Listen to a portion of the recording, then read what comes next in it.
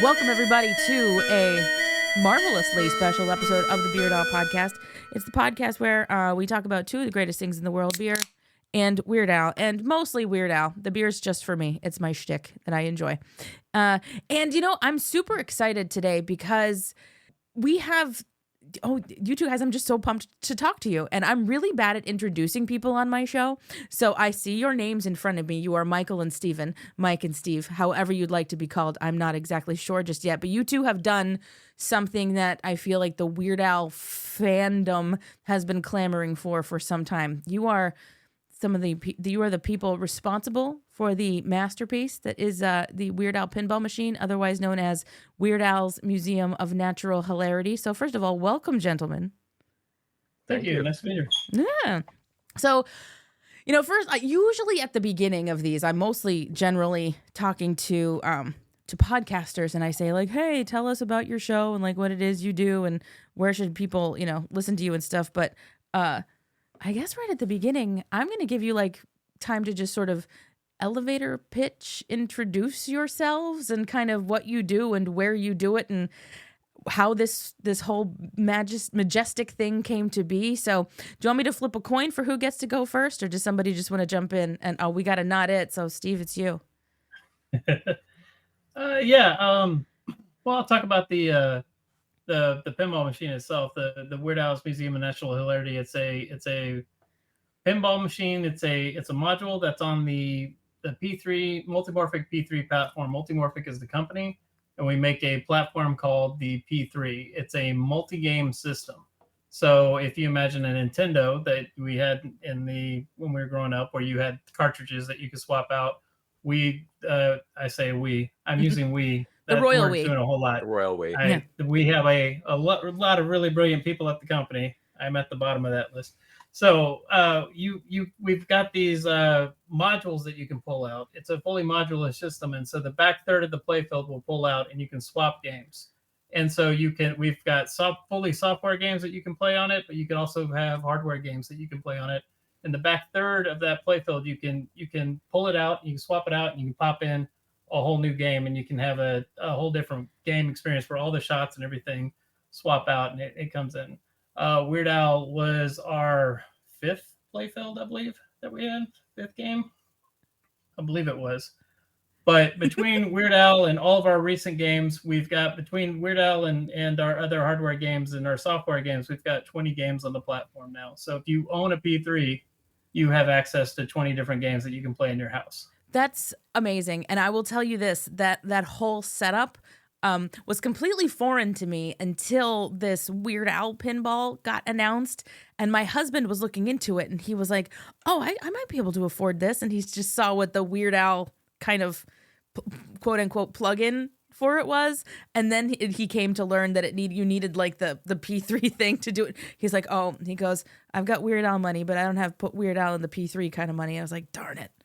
Yeah, no, I mean, full pinball these days is expensive, yeah. Right? Like if you go and you look at any full pinball machine is expensive, but the value proposition of the platform is that once you buy into the system, you buy the cabinet once, you buy the back box, you buy all this expensive stuff once, and then every new game that comes out, you get it for a fraction of the price of a new system, right? And so some of the best value, it's one of the best values in pinball, I believe. So if you every year we're releasing new games and new hardware games and new software games. Some of these software games that come out are like $200 or so. That's a whole brand new system gaming experience on these playfield. It changes it all up, because the lower third of this playfield, and I didn't explain this, the lower portion of the playfield is this ball tracking screen, to where we can completely change the context and change the environment that you're playing in. And it interacts with the ball as the ball is rolling over it. So the ball will interact with virtual targets and everything. And so you can completely write a whole new software package for that and release a whole new game for that. And we do first party new games, new software packages that come out for our existing playfields. And we've got an SDK available, so third parties can go and release games on the system as well. And so we have a lot of third party developers out there releasing games on the system. And Michael just released a third-party game system that has become beloved in the community for people that own the Heist playfield, which is another one of our games that called Dungeon Door Defender. That is amazing. It's like a tower defense game on the system, and so it's awesome. That's so, great. You just gave me a segue to have Michael introduce himself. Yeah, go ahead. Yeah, so I'm Michael Ocean. I write a lot of software, I guess is the most succinct way to say what I do. But yeah, so we the P3 platform enables a lot of really different pinball experiences, right? So as Stephen was saying, right, if you imagine replacing the static wood that's always there at the bottom of the pinball machine for like a really good reason, that thing is wood, right? You drill holes through it to put flippers in it. You drill holes in lots of places, and you don't want to drill holes in screens. So, when you decide, oh, I'm going to replace that, we're going to replace that piece of wood with a screen, you have all these technical challenges that come into play about re-engineering how the whole thing works. But now that it's all been re-engineered and done, someone who buys this thing has the experience of loading up Weird Al, and then you're in the lobby of the museum and you shoot your shots, and then you start a pinball mode, and now you're zoomed into the microscope in germs, and then you start another mode and you're out in the streets and in traffic jam, right? And so it gives us this ability to completely change the context of what's going on, which is pretty rad. That is super rad. And I noticed that again, the one time I got to play this particular game, full disclosure to the listeners of the Beard Out podcast, I love playing pinball. I'm very bad at playing pinball. I just kind of enjoy the experience of just seeing the creativity in all of these things. So I kind of mentioned to you two before we hit go on this that a friend of mine in the podcasting community, MJ, he's a ranked pinball player. And so when I found out I was talking to you two, I was like, what kind of questions should I ask him? And the questions he gave me are kind of in order, but you really started when you went into that, the whole thing about the P3 system, which again, I just gave myself like a crash course and like, oh my God, okay, this makes a whole lot of sense. I understand it more than I did even 48 hours ago. So one of the questions that I think a lot of people, especially, pinball enthusiasts, would want to know for a game like this, because it seems like there's a lot of interesting things you can do with the P3 system. But so are there, in this particular case, were there any unique like freedoms or limitations that you found kind of putting a game out like this in this particular like platform? Does that make sense? There's always trade-offs when you're designing a game, right? You always you've got a limited amount of space in any place that you're working for, but we're able to do things on the P3 that we couldn't do on any other pinball machine, right? Like Michael said, we've got this mode in germs where you literally zoom into the microscope and you're bashing these germs around on the screen, and the ball is hitting the germs and changing them and interacting with the actual items on the screen. We've got and for if some people come in there and they think like, oh, everything's in the back third of the playfield, but that's the way pinball's been for a long time, because you have shots at the back and everything else, and there's more packed into this machine than almost any machine released in the last couple of years. We've got tons and tons of stuff on this machine. There's like 2 lift ramps. There's on that right ramp, we've got 6 different destinations that you can go to from that one right ramp, because we've got so many diverters in that one destination. Stephen, where can you go? Where can you go from that right ramp? Name some places you can go. Well, you go up the right ramp. We can catch it on a magnet. We can lift that ramp, and we can drop it back down the wire form towards the flipper. So we can stop it. We can drop it back down. We can hit it, and we can drop it back down the spiral. We can hit it. We can sit it up there, and we can put it onto the mezzanine where it goes down to the left flipper. You can stop it and you can send it to the hamster wheel. There's a physical hamster wheel in this. I saw that. We can lock the ball in there, and we can sit it in there where it's hanging out with Harvey for a while. The hamster wheel. I had that happen.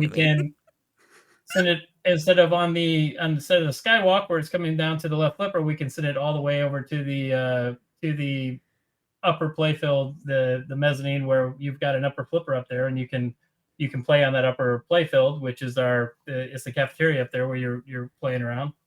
And then, yeah, I think that's everywhere you can go. I think I didn't miss any of them, but it's just a ton of action you can do on that right ramp. And we've got another lift ramp that's on that spiral ramp, which is that spiral ramp's incredible. It's like one of the most satisfying shots in pinball when you get that first launch shot and you nail that spiral ramp up there to hit that skill shot at the beginning of the game. And with the first time I was watching Jerry on stream testing that shot out, and he hit that. He not only hit that, but then he nailed the loop on the upper playfield, because it goes all the way to the upper playfield, and he nailed the loop, and then he locked it into the UHF camera at that for what we call the super duper skill shot.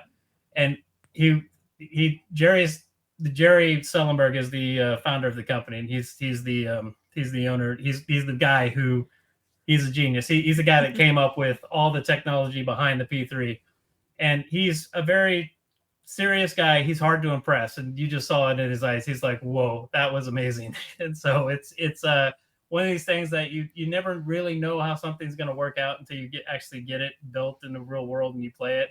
And the first time he actually nailed that shot and saw it come out, we're like, this is amazing how it came out. So we were blown away by the stuff that you can actually do on this playfield. And when you see it just in the prototype phase, it's just wood, right? It's wood and metal, and it's all kind of, hand wavy. But with the artwork done and everything, when you shoot that spiral and it goes around the hamster wheel, right? So it's like you're going up a giant staircase in a museum, and then it shifts around through the food court, and shifts back around, and then lands in the UHF camera, like complete with Al talking to you the whole time.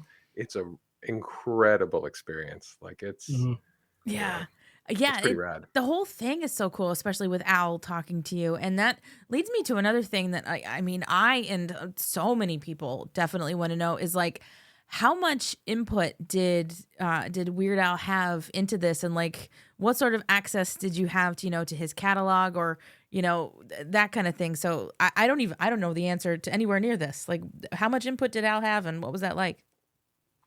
So when we were doing so from the very beginning, he was pretty active. We were bouncing ideas off him and everything. He gave us, basically said, we can pick the songs, and we went through, and he made one substitution on one song, I think, because he said this is one that he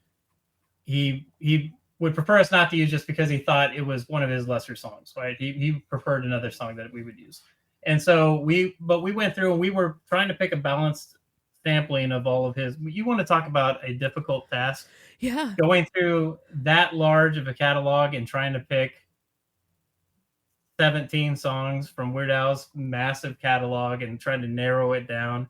I remember after we had locked it in and we felt really, really good. We had locked it in, and Jerry started the negotiations, because it's not just licensing negotiations with Al, it's with also everybody that owns the rights to all those other songs and everything.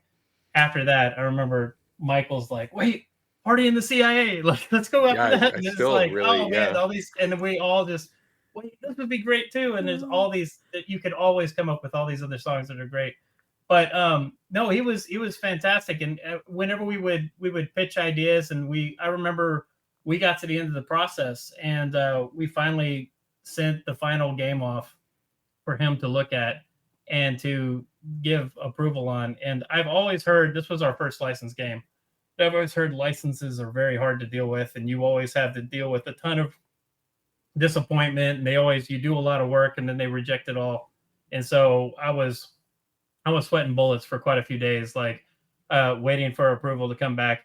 And with the note we got back, was basically like, him and his wife were just sitting on their couch watching the stream, just laughing at everything, just loving everything that we did. Like, because they got that this was a game made by Weird Al fans. Like, we appreciated his whole history. We put a lot of effort into trying to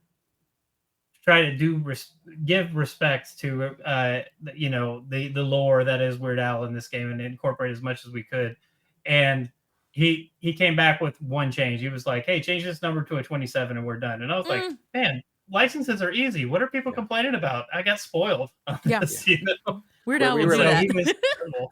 Yeah, we were like, "Oh, well, we don't want to overdo the 27 thing," and then it was like, "No, you should go right ahead." Like, awesome. Yeah, We were. great. It's so hard when what you're working on. You're like, I hope Weird Al thinks that what he's gonna look at what we're. I hope he likes it. Are we funny? Are we good? Please tell me we're okay. And yeah, it's a very stressful moment when you get positive feedback and you're just like running around the house like he looked at my thing and I am slightly validated by. I don't want to overstate, but you know, Oh no, a living legend, right? yeah, no, absolutely. Like recently interviewed Eric Appel, who directed Weird Al Yankovic story here, and Amazing. he had very similar emotions happening. You know, because I mean, he wrote the freaking thing with Al, but there was still a whole level of, oh my god. Like we're doing this thing that this guy, this thing, oh my god, it's happening, you know? So I can only imagine, like, the only thing I have is I know that he knows this show exists and he's told me that he likes it, and that's it. And I'm like, okay, cool. I can live with that. That's great. You know, so I can only imagine like receiving direct feedback from him on a thing that he has some input on and has like a little bit of a stamp of approval that he can make happen. Like that's just absolutely wild. So he's talking to you through the whole game. Were those new vocal recordings from him for this specifically? Yeah. So what we did was we would when we were getting feedback, we were mostly dealing with Jay Levy, his manager. So we would send stuff back and forth through Jay because Al's very busy. Yeah. Obviously, he's one of the hardest working people in Hollywood. Sure is. And so we would get a bunch of feedback through him. So there wasn't a whole lot of direct communication during the preparation of the game, but we knew that this game was going to. We knew this game had to. It had to have Al. It had to have Al front and center. We had to cram. We had to jam it full of Al, and so we went for it and we wrote a ton of, they're called voice call outs in the game, the voice script on this. So we wrote a ton, and I've talked to some of my colleagues in the industry that have done this before. And they're like, yeah, when you get somebody like that, you usually get them in there for like an hour in the recording studio maybe. And then they're done. And you're lucky if you get like a few pages of script, and half the time they'll throw out half the script because they're like, I'm done. I can't do this anymore. I had Al in that recording studio for 3 hours, and it was absolutely amazing because he had just this incredible energy, and just like that, he turned on that energy, and it was like just like 1989, instantly like that, and it made his voice and all that energy like screaming at the top of his lungs. And I felt bad because it was like I'm abusing this man's voice, like he is. And I kept telling him, I'm like, if you want, I can start throwing pages away because I prioritize things. I was like, we got the stuff we need at the front. All this stuff at the back is the stuff that is the really nice to have, the stuff we want, but we've got the stuff we need at the front. And I was like, I can start throwing pages away if you're tired. And he was like, no, my voice is going to be dead tomorrow, but I'm here as long as you need me. And he's everything everybody says about him. He is the nicest person you've ever met. And he had the greatest attitude the entire time. And it was solid. Jerry stayed on and still listened a little bit at the beginning, and because I took over directing, and he stayed on for a while, and then he left, and he was telling everybody, he's like, if this stays on the entire time, it's absolutely amazing, because he couldn't believe how much energy. And there would be times when I'd be like, okay, we got it, and he's like, no, let me give it like 6 or 7 more takes, because I think of course I can do this stuff. And he would, and he was ad-libbing and doing his own thing and doing and doing stuff. And so we went through that entire 3 hours and got through that. And there's over 3,000 call outs in this game, in this pinball machine. Most of the time in a pinball machine, you're usually lucky to have a couple hundred call outs. And that's what a normal pinball machine has. And because we were working with a guy like Al, we were able to get like over 3,000 call outs in this game. And so you'll be listening to it, and you'll own this game for years, and you'll be like, whoa, he he said that slightly differently this time. Like you'll hear like new stuff as if you own this game every time you play it. You're like, I've never heard that one before, you know?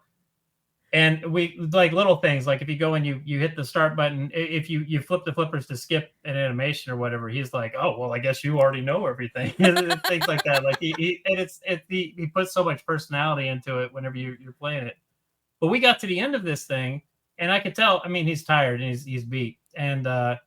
And I was like, and we were at the end of our session. We were at the end of our time. And I was like, Al, I've got one last thing. Can I ask you to do this? And Michael's son, Sammy, is a huge Weird Al fan. And I was like, can you record something for Sammy? Just anything, just let him know that he's a huge fan. And just like instantly, he's like, yeah, absolutely no problem. And he recorded this personal message to Sammy about eating his broccoli and being a great fan. And they've been close personal fans for a long time. And so that's the audio that I used when I made my first test of the character in the game. I made the Sammy message in there, and we saved that, and we held on to it as a surprise for him, that we can spring it on him when they're. And so eventually, hopefully, I'm hoping there's a flipper code you can put in the game. So if anybody's named Sammy, they can go in there and they get the Sammy message in the game. So, but I like doing that at seminars. I like showing the Sammy message up there because it's really great. That's so cool. We really appreciate having it too. I mean, it was insane to 3 hours of recording. And legitimately, if you play any sound that was, you couldn't tell when it was recorded. It's so high energy. It's so on. And then they held that audio back for me. It was like a secret. And I was just like, why won't I need the audio. I'm programming the game. Can I have the call outs? And they like, Jerry had made up some reason that I couldn't have it yet. And it was just like, well, you know how things are. It's got to get reviewed first. Like, what? This has never happened. What's going on?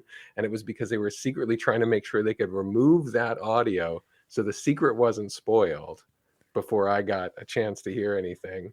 So I mean, it's amazing. And yeah, my kid was over the moon. It was amazing. Yeah, I can only imagine. Cool. That is so awesome. And I love that story. That just speaks to the like how cool and how professional and how just on top of stuff Weird Al is and always has been. I've said this on the show before, and I'm gonna say it again. Weird Al doesn't half-ass anything. Like, he whole-asses the whole thing all the time. And like, that's super admirable. And whenever he does it, it's always awesome. So I kind of love that. Not only does this pinball machine have, 17 songs, so many different directions you can go with so many different things, but like different ways to hear him say almost the exact same thing. So like, there's no 2 times you're going to play this machine that it'll be anywhere close to the time that you played it before. And I think that's absolutely, that's just so awesome. That's just the coolest thing ever. And one thing that where did the whole museum thing come from? We were pitching ideas back, right? I mean, take if you think about, I don't know, something straightforward. I don't have a good example off the top of my head, but like a movie, you're just like, okay, I know how to turn that into a pinball machine. It's this movie. But then you take a musician and you're like, okay, I know what that is. And then you take Weird Al, who's got music across, he's got Emmys, right? I mean, he's got music across multiple genres that are all completely different. And so we were trying to come up with a way, how do we put all this together? And we batted a bunch of ideas back and forth. The ideas that we rejected are probably pretty funny, pretty okay, but just ultimately nothing nearly as good as this idea, in which we kept saying this game has to be a tribute to Weird. I mean, it's basically like it's a monument. And at some point we had a warehouse idea. We had all sorts of all these weird ideas. And then it was, I think it was Steven's idea. It's a museum. It's a museum to Weird. I was like, yes. Yeah. Yes. That's so cool. When did y'all start working on this? Like, when did that idea become the idea that it was gonna be? Like, we were working on this for about a year before we launched. So we secured the license. We were ready to start running, and then we had about a year of development, and then before we launched. Okay. So it was a pretty fast for us to get this game through, but everybody was full steam ahead on the team. Like, everybody was dedicated to getting through this and doing stuff. So I love that. And the reason I ask the how long thing is because you know how sometimes I'm gonna crack a lot of eggs to make this omelet, but I promise you it's gonna be worth where I'm going. You know how sometimes like different cultures all have a creation story, right? And it's all like, okay, every ancient culture believes that the world happened and they have a story that it happened, in one way or another. But it's the kind of thread that makes us human is we all believe we came from something, right? And some stories are so similar, even though they're on different sides of the world. And it's like, how did this happen? It's just kind of like, well, no, we're human. We're kind of bound to fall on this idea. And the reason I'm bringing this up is because Nathan Rabin, who wrote, the Weird Accordion to Al, and he wrote Weird Al the book with Weird Al. His coloring book, The Weird A Coloring to Al, is like a Hall of Fame museum of a bunch of different Weird Al songs. And these two things happened separately around the same time because we're at a point culturally where reverence for Weird Al is the thing, right? Everything he does deserves to be in a museum or a Hall of Fame or this, that, and the other. And the fact that like that coloring book and this pinball machine exist like separately, but both with this is museum worthy stuff like behind it. I just think that's super cool. I just needed to make sure I said that. Yeah, it was crazy. It was crazy for us because we were just like, wait, this coloring book is based on a museum? What? Yeah. How? Huh? Yeah, we did not have advanced knowledge of any of the other projects that were coming out, right? It's crazy. That's what I mean. That's what's surprised so as cool. everybody else. Yeah. I love that. I just think that's absolutely wild, and it just kind of blew my mind. I was like, they couldn't have known. And I love that it's just like, nope, these two very reverent museum ideas happened completely separately of each other. I think that's super fun. So we've got to this museum idea, and then you're talking about you're picking the songs now. And I know like that's a daunting task, with Weird Al's massive catalog, but you don't have to go all the way into it. But if you can give me a little insight into how you kind of landed on the ones you landed and the why, where there's some like that is like, no, this song absolutely has to be in it or what, Well, we wanted a mix. We wanted a mix of parodies and we wanted a mix of originals, right? And so we know this is a commercial product, right? So you need a couple of them. You need enough of them that are the widely recognizable songs, but we also wanted beloved songs that we liked, and we wanted good pinball songs, right? And so as we're going around, we're also trying to. We knew had this museum concept, so we're also trying to think about, okay, how are we going to find songs that are going to pair in these? We realize we're going to have these halls and stuff, and so that's basically. It was a combination of a bunch of those things. As we looked at the parodies we thought we had access to and we could get, and then we were looking around at the other kind of songs that we thought would be good pinball songs and how these ones would pair together well and make, hey, these two would make Hall of Sports and Leisure or something like that. And finding, and once we realized, hey, we've got a good set. If we lock these 5 together, we got 5 good halls that we can build, and they line up with all these shots that we've got. So that's the main thing that I think was that's how it all came about whenever we were putting them together. That's So cool. there were some fights. We did argue, right? There was a lot of Well, this is what I want to know. If this song isn't in the game, I'm walking. not walking because this is a once in a lifetime opportunity. But just know I'm thinking that I could potentially threaten that I might walk off this project if we don't get this song. Theoretically. Yeah, theoretically. I'll never say it out loud because, oh my gosh, what kind of a fool would walk off this project? But, I know. This is a beautiful project. Yeah, we made some late trades in the back end, but I mean, like, I think we ended up with a strong set at the end, right? And so I'm happy with every song we got on there. So I am too. I think it's delightful. One of the things that I think about with Weird Al's music often is I have different Weird Al playlists for like different life situations. Like, I've got a Weird Al workout playlist, like if I'm at the gym, or we've got an episode of the show where my husband and I actually put together a theoretical Weird Al love album, because you've got the food album and the TV album. We're like, what if there was a love album? What would that look like? And we worked on like track order and things like that. So like, I understand where you're coming from with this. And so like this, like what you've ultimately put together works for the game, but is also like, yes, this would be like the Weird Al pinball album, it would work as a mixtape or a playlist or anything along those lines. I think that's super cool. Also, I got people to go up and choose to play a Crosby, Stills and Nash song in pinball game, and they choose it all the time and they love it. And that's a big accomplishment, Who knew? Who knew? Well, that song, I'll tell you what. For those of you who aren't, you're listening to this podcast, you know what we're talking about. You know what we're talking about. Yeah, I'm not even going to tell you. I'm not going to patronize you. But anytime at my job, because I work a nice little corporate job, blah, blah, blah. But anytime we have one of like those big, like corporate, like all hands meetings, people are talking all that corporate mumbo jumbo out their butts. I send that song out to my entire team. And I was like, that was great, but this summarizes it, doesn't it?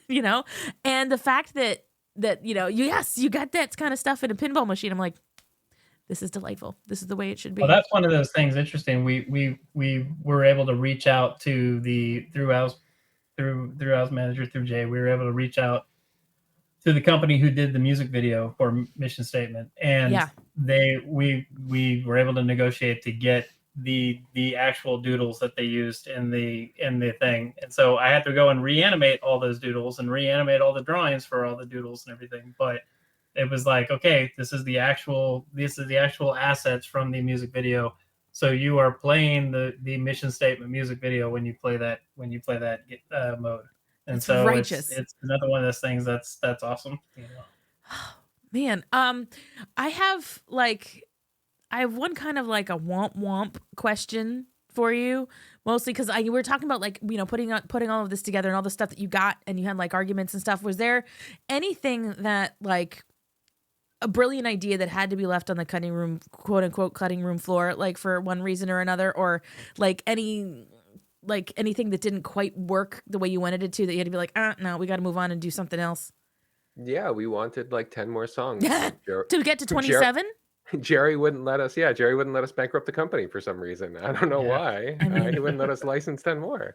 All the ideas that were my ideas that Jerry said no to were the brilliant ones. And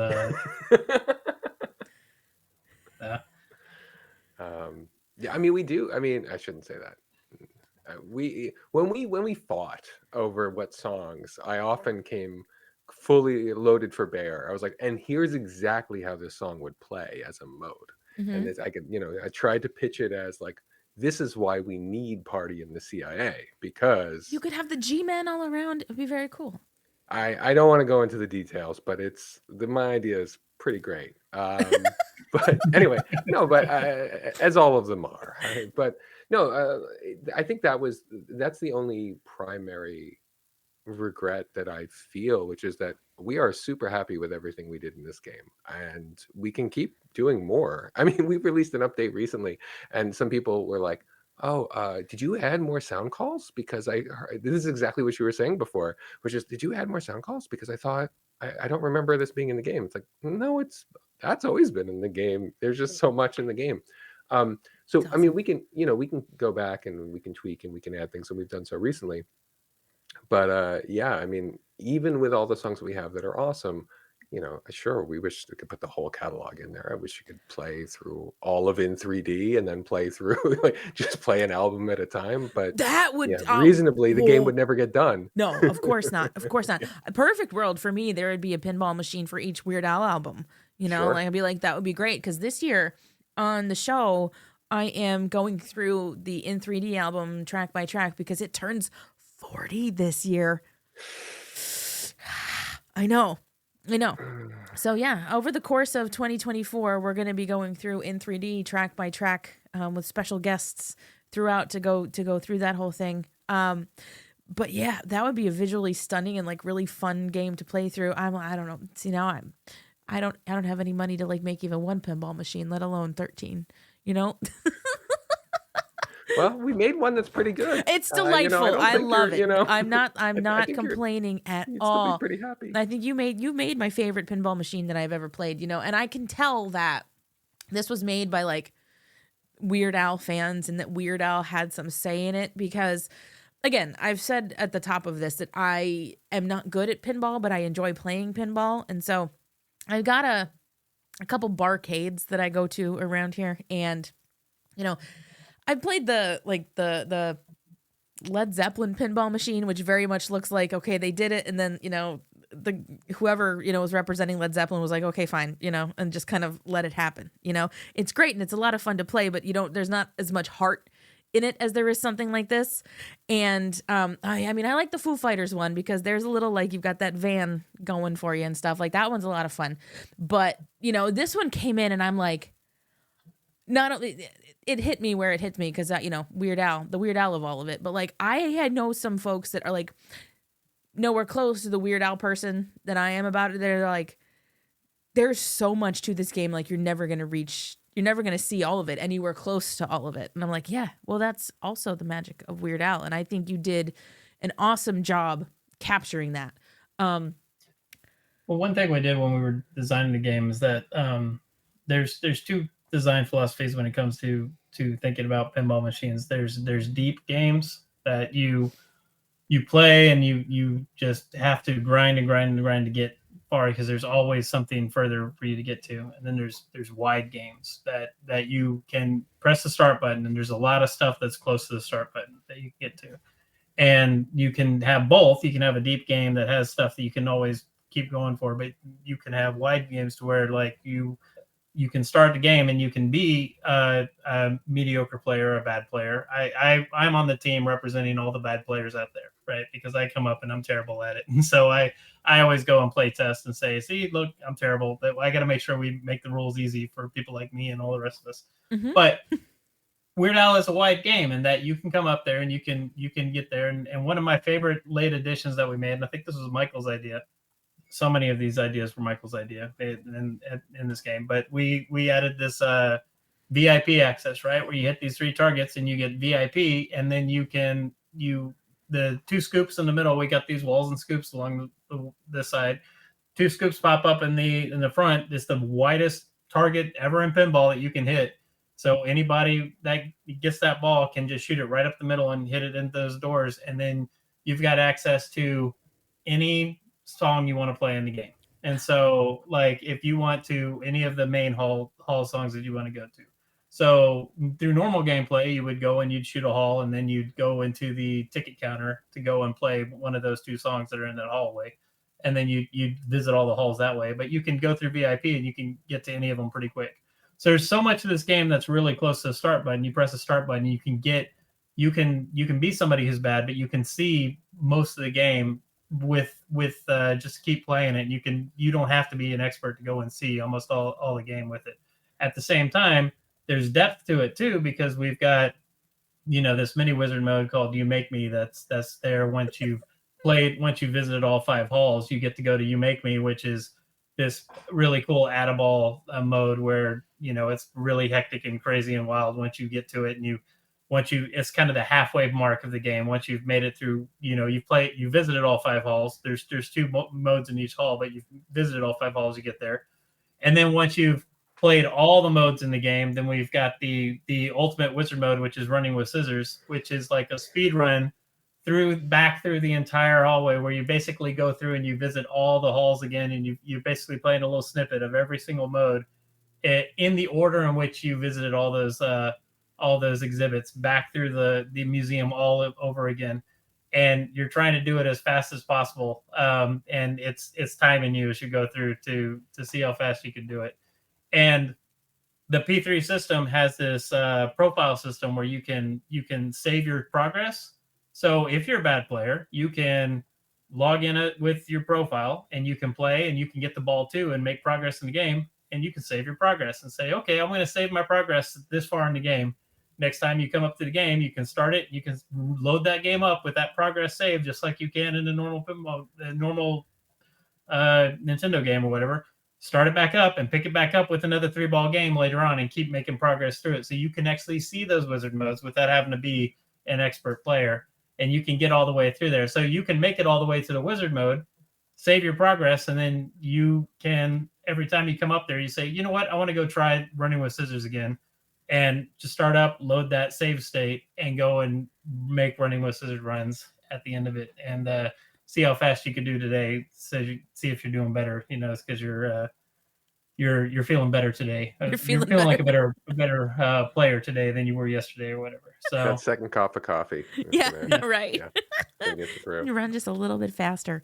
Oh my God. Like that's, I had never really thought about it that way, you know, like like a deep game and a wide game and things like that. And I love that this has elements of both. And this is I think my job, my role as a person on this planet is kind of wax poetic about Weird Al a little bit. And I feel like his career and his catalog and kind of him as just like the entity that he is also does have a little bit of both, right? Because he covers so many genres. Like he's got a wide career, and because there's an access point for almost anybody. Yeah. Like you can get into him from almost everybody anywhere. knows the parodies, right? And the farther And you then go they- in, he's a deep game too. You made Weird Al into a pinball machine in more ways than I thought before I sat down to talk to you. Yeah, because most people, they come in, and everybody who comes in there, what we did was we put the parodies, the well-known songs, on the easy halls to get to. The shots that are easy to hit, those are the ones that are lit for the ticket counter first, because you're going to hit that left ramp. You're going to hit these easy turnaround shots. So we made sure that Amish Paradise and White and Nerdy and Like a Surgeon, these songs that everybody knows, those are on the easy shots to hit, because those are the ones that people want to play first. They're going to go in there, they're going to say, oh, I know that song, I'm going to play it. But then when they're in there, they're going to be like, oh, what's this Traffic Jam? What's this Germs song? What's these other ones? And then people start discovering these other songs. And one of the easier multi-balls to get into is Hardware Store. And I love that we're introducing a whole bunch of people to the incredibleness of Hardware Store as The Lord's work.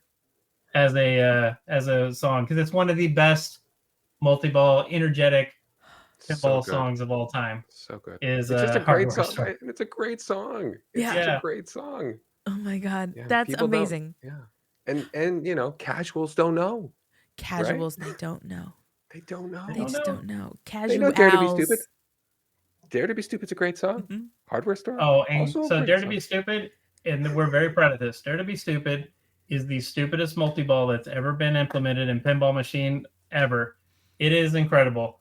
What we do is we implemented it. We played around in the world of UHF a whole lot, and so we borrowed a lot of stuff from the UHF universe, and so we kind of remixed a whole bunch of stuff. And so instead of the wheel of fish, we've got the wheel of stupidity that you spin, and so we've got this turnaround shot that's underneath the camera. And when you start Dare to Be Stupid, if you hit either side of that turnaround shot, that loop, it's a really fast loop, you spin the wheel of stupidity, and that wheel of stupidity spins, and wherever it stops, that's what you get. And it could be that you get a red snapper and you get some big points, Very right? tasty. Or it could give you something really, really stupid, like reverse flippers. And so your right flipper button's going to flip your left flipper, your left flipper button's going to flip your right flipper. Yeah. Or it could give you something really, really stupid, which is inverted flippers, where if your flippers are up and you've got to press them to drop them, and you've got to release them to make them flip. Oh, and no. that really breaks your brain. That'll when break you're It's your doing brain. that. really So hard. It's when really hard. it's really hard. But when you get those flipper effects, you're like, it's nuts. You're screaming, and you're trying to hit the wheel again to turn them off. But whenever you are in those flipper effects, your jackpots are multiplied by like 10x, because they're a lot harder to hit, but they're worth a whole lot more if you can get them going. And so sometimes people will be in there and they'll hit the wheel again, and they'll get another crazy flipper effect stacked on at the same time. So Oh my God, they stack? Oh, Lord. Yeah. Well, Yeah. we're daring you to be stupid, right? Well, if that's you the don't want to point. be Totally. stupid, don't spin the wheel. If Right. you know, but we'll make it Yeah. worth your while.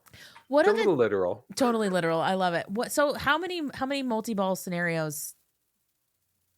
We Are have there? 3 multi-balls. They can all be stacked on each other. And so we've got the we've got we have the more. centerpiece of our lobby is the Allosaurus. It's the owl dinosaur that's dancing the whole time. So he kind of sits there and taps his foot while you're in the lobby while you're playing.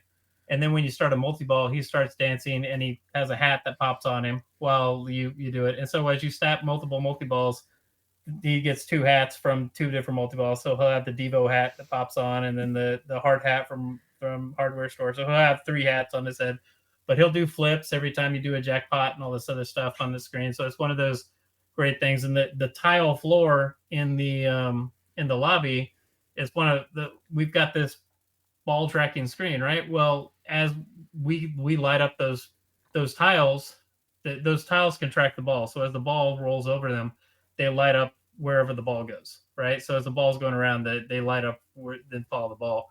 But then during multi-ball, we're lighting those tiles all over the floor like a disco floor and making them dance all around and doing all sorts of crazy stuff with that tile floor in the multi-ball. And it's an incredible light show that's going on while you're doing this. And you can stack all three of those multi-balls at the same time and have them all going on like hardware store. All the tools are flying around, and Dare to Be Stupid. You've got that wheel spinning, and then you've got UHF multi-ball that's going on where you're trying to raise the money to save the station. That's the one I got. I knew I got a multi-ball when I played it, and I couldn't remember which one it was, because I remember after I finished, again, in the barcade with my husband, we went on a weird day too. It was like before noon on a Sunday. I was like, I just want to go to make sure that I have access to this machine. And I got the UHF multi-ball. And again, I'm not good at pinball, so getting anything like that for me is like, oh my God, what did I do? And so I'm like freaking out, like trying to, and then as soon as I was done, I'm like screaming at the top of my lungs, like in an almost empty barcade, I got the UHF multi-ball. I don't even know what happened. Oh my God, this whole thing. It was so cool, and it made me very excited. So just know that, like, I had a moment with that, and I was like, this is the coolest thing I think that's ever happened to me. We love having these pinball moments in there where you go through. Yeah. And I got to brag on Michael here, because Michael came up with one of the most brilliant modes in all of pinball, I think, and that's My Bologna in this game. And we talked about it, and there was no other pitches for this mode because Michael came up with it and it was like, nope, that's it, that's the mode. And My Bologna is its own mode. It's not in the hall. It's just when you get up and you get up on the mezzanine, you're hitting targets and you're collecting food items on the targets, because Weird Al's got tons of food stuff. Sure. So you hit these targets, you're collecting food. Once you collect enough food items, then My Bologna is lit, and you hit the right ramp to get up there, and you start it. And Weird Al comes out and he's like, Bologna, Bologna, Bologna, and then he starts it, and then you basically get up. You've got to get up onto the mezzanine into the cafe where he's up there, into the food court, and then you basically shoot loops, and you are building bologna sandwiches. And so as you get up there, you're just adding toppings to this bologna sandwich. You're trying to build as tall of a bologna sandwich as you can. Loops are bologna. The targets are like veggies and stuff like that. And so as you hit more and more loops, you start getting exponentially more meat and everything. And so like your success is measured by how tall your sandwich gets. And so we've seen people on stream that have just figured out how they can go and stack it. And they're just like, more, just these really tall sandwiches. The camera starts panning down. You start seeing the menu up on top of the screen and all the little private jokes we put in there at the top of the menu and stuff like that. I laugh every time I see people building these really super tall, crazy sandwiches, the bologna sandwiches that are on this game. And so that experience starts with Al telling you, my bologna is lit. Because in pinball, right? Shots are lit. That's great. Just always like, yes, it is. I'm sure it is. Let's go. That makes me so happy. This whole thing. This is just so great. You both mentioned things that you love about this game, and there is one question that a listener of my show wanted to make sure I was able to ask was, is Harvey as big of a diva as the rumors make him out to be? Recorded no audio. Just ran right out of the studio. He does come out a lot, and then you miss him, and if you miss the Harvey shot, then it's always a pain in the game. So Harvey is pretty prominent in this game, actually. Oh yeah. Very prominent. Yeah, like if you get the Harvey lock, then it blocks access to the food court. You got to lock up Harvey, so he makes himself a pretty big deal. Yeah. And so there's a lot of people that be like, get out of here, Harvey. I don't want you in my way. I want to shoot the mezzanine. So There are people who will start weasel stomping day and then try to hit the Harvey target, and they think they're gonna, but it's not like that. You only stomp weasels. Not Can't stomp hamsters. Harvey. Come on. No, I know. I mean, because weasels, it's tradition. That makes it okay, but you can't stop Harvey. Stop Harvey. It's got to be reasonable. Come on. No, that's not how any of this works. One last thing for each of you. You've both talked about some great things in this game. And, you talked about, how it was whittling it down to the 17 songs that you used for it and stuff. What's your favorite song in the game? I know. Man. Tough question for last. It's really tough. It's hard. I'll let you give one and then like as many honorable mentions as you like, but like give me like a front runner if you have it. Right now. Go ahead. Right now. I know that's the thing. What changes? It does. You know how it is. You make playlists for different moods. You can't pick just one. But like right now. Well, I'll say this. It's not a mode. I think, and I never grow tired of it, I think Fun Zone is the greatest pinball song that's ever been written. And we use it as our main lobby song. We were trying to find like what's our main song that we're gonna play, and we had our audio guy. We were thinking like we're gonna use Fun Zone for a multi-ball or a wizard mode or something. We were trying to save something for it, but we're just like it's Fun Zone. You press start and you want to hear Fun Zone, and like I never get tired of like pressing start and hearing Fun Zone play. And even though it's not a mode, I love Fun Zone in that game. But but what you did there was correct. Yeah. I didn't even think that was the kind of thing that there would be a question about, right? Because if you go to see Weird Al in concert, what happens before he comes out on stage? Yeah. Fun Zone. Yeah. Like that's the song for that. And like so it's absolutely correct, absolutely appropriate. And that is like the biggest Weird Al hype song that there is. Hey, like it's yes. That's where you want that to be. So respect your answer. I like that answer. No. And I used Fun Zone, I used Dare to Be Stupid in all our promotional ads too. So that's also correct. Come on, Michael. Gotta pick one of your babies. It might be. They're not my babies, I wish. Heart. I think I'm always happy to get Hardware Store, right? I'm always happy to hear Hardware Store. I'm happy to hear everything, but I'm always happy to hear Hardware Store. I get in a mood where I really want to hear Germs. I'll get in a mood where I really want to hear something specific. Maybe I'll listen to Amish Paradise. So Traffic Jam is fun. Mm-hmm. Word Crimes can be fun. Sometimes I really, but every time Hardware Store starts, it's just like, I mean this song, right? I mean, not even just in the mode, it's even bigger because he's screaming Hardware Store at you. But yeah, I think it's Hardware Store. I respect you landing on that, and I don't think that's absolutely not a wrong answer. That song is very special, because he won't ever perform it live because he can't. It gets too fast in the middle. So that's not the kind of thing you're like, well, maybe I'll see Weird Al perform Hardware Store in concert. It's like, no.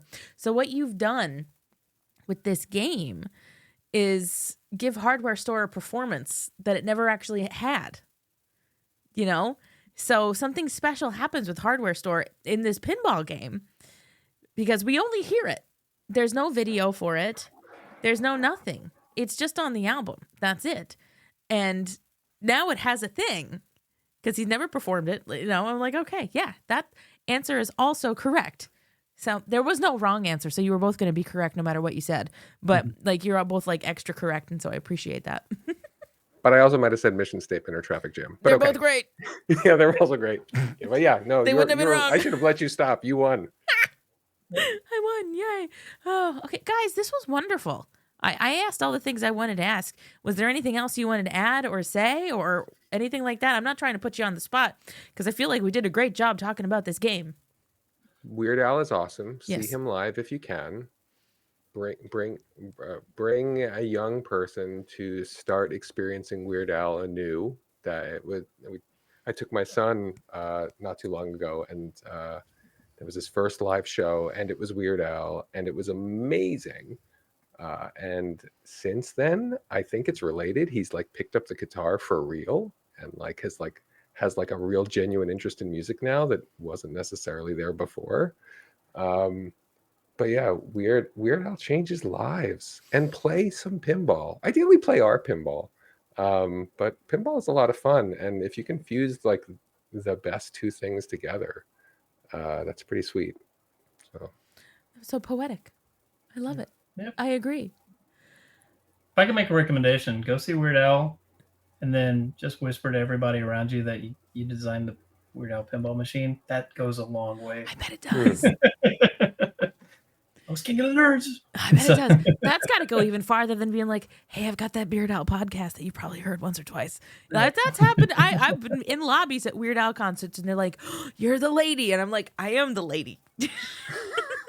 Like, I'm known in the circle. I'm like, I'm the Weird Al lady. That's how people know me. I'm like, no, I'm not going to be mad about it. And like the younger Weird Al fans, there are a bunch of them who are like, you know, like 19, 20, 21, like that, you know, weird Gen Z place to be. They're very active in like funky little corners of the internet, and they have found me and have claimed me as like their aunt. I'm like their weird auntie, and I'm like, I'll take it. And I'm proud of all of them. You have the hardest thing to get in the world, which is the respect of young people. I know. Well, I teach college, so I kind of have to figure out how to do it, right? So, you know, it's like, like you got to find your door. And I guess I'm just like, look, we're all weird in our own way. Let's just accept it and move on. Let's go, you know? Yeah. Oh, gentlemen, thank you so much. And thank you for helping to bring something wonderful into the world for us nerds to enjoy and to celebrate.